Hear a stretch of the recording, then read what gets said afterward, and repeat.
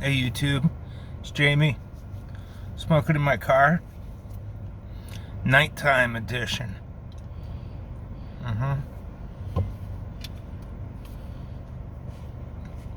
It's about 8 o'clock.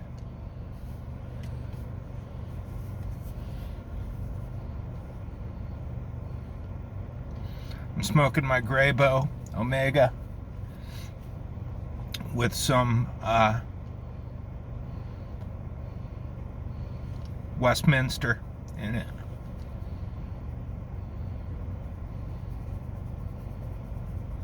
A really enjoyable English.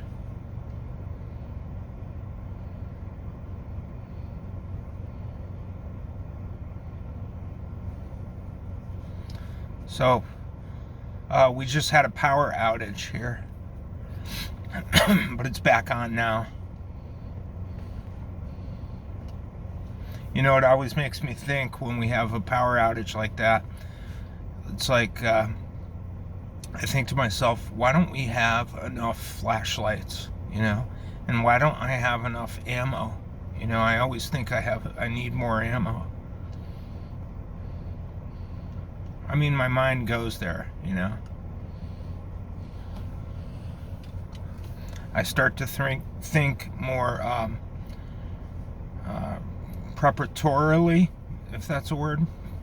Preparationally. I start to think like a prepper.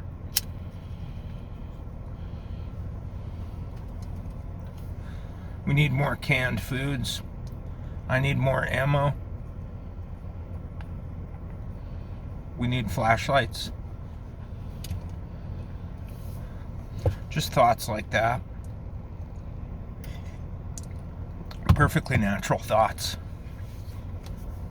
You know, something I've been thinking about lately, and maybe this is what has me sort of amped up, I'm not sure, but the last week or so,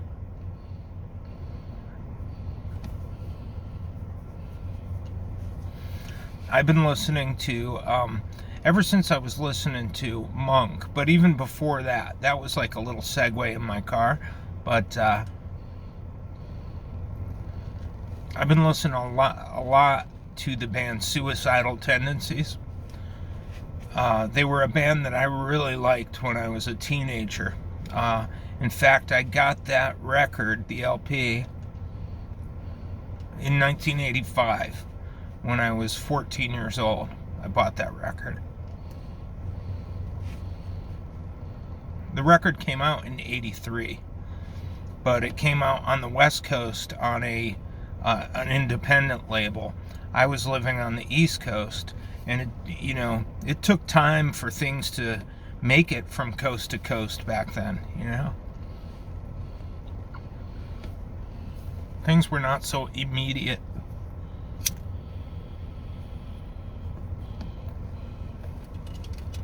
Anyway, I really loved that record.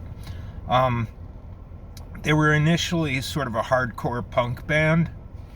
Hardcore meaning faster, more distorted than the sort of punk, the iteration of punk that preceded that. So I would say hardcore starts at about maybe 78, 79, with bands like Black Flag in the United States and maybe Discharge or GBH in the UK.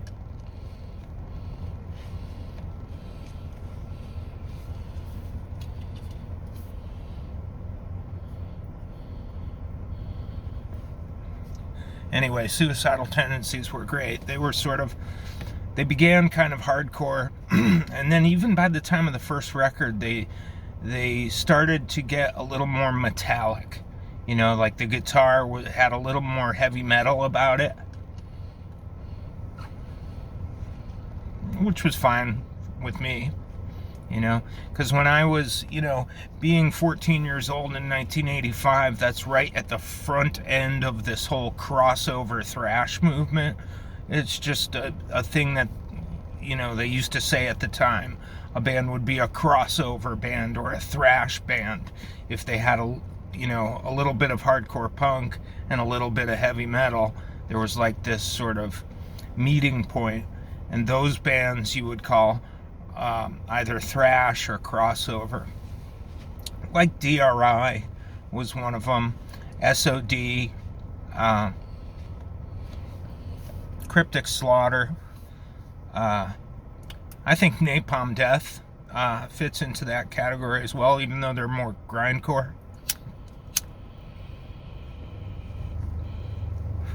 But they had punk and metal elements and kind of existed in that strange liminal space.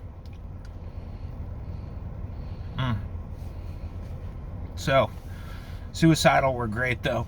And I was in fact listening to, so I only liked the first record, because when their second record came out, it was called Join the Army. That came out in 1987. So I was already living with their first eponymously titled LP for a couple of years at that point. So I knew every groove and every little, skip on that record. And I was really me and a lot of people were really looking forward to their follow-up LP to that first one. And it sucked. It sucked so bad. It was the biggest letdown I can think of in musical history. It was the biggest letdown of, such a stellar, highly regarded first LP. And then this garbage record that they came out with afterward called Join the Army. Because they went full metal. They totally, there was pretty much no more hardcore or punk about it. They were just a full-on, and they weren't good at doing metal. I'm not saying I hate metal. I like a lot of metal. And back then I loved a lot of thrash and crossover and metal, but not the way Suicidal did it. They were just not good at it. They were good at hardcore. I would have liked them to have gone more in that direction, like COC. Well, COC went metal too. Corrosion of Conformity was that band. They were kind of thrash, hardcore crossover band. A very good one. They made it about 3 albums before they started to suck.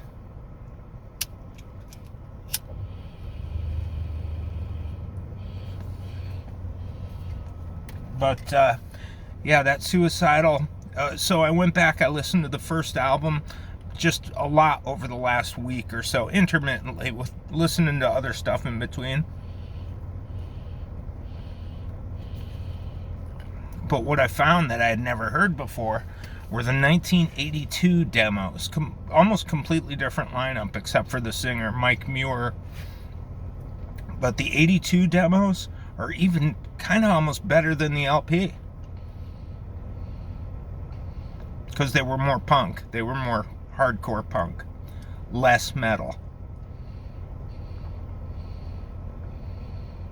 And I prefer that. Generally, even today, I prefer that. I would much rather listen to a punk band than your typical metal band. That's just me. I'm not judging anybody's musical taste. This is just a subjective kind of opinion.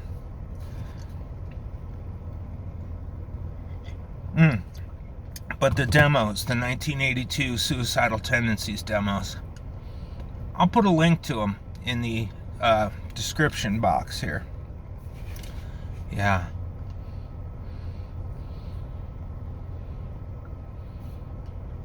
Really fantastic music. If you're into that sort of thing. Skatey, thrashy, as Greg Ginn would say, a little bit wasty, a little bit zany. Yeah, he used to say that. A little zany, a little wasty, but they were skatey, kind of.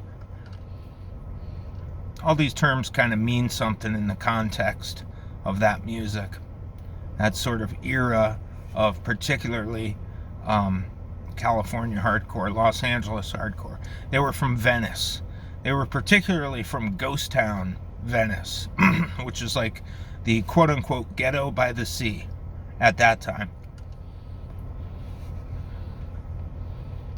Yeah, but That place was gentrified for a long time, and now it's starting to turn the corner back to, because of mismanagement of the city of LA. The Venice boardwalk there is now pretty much all homeless encampments. It's like medieval times there. People getting bubonic plague, and you got to like step over syringes and feces. It's probably worse than it was in the 70s and 80s. Great job, LA. All right, talk to you later.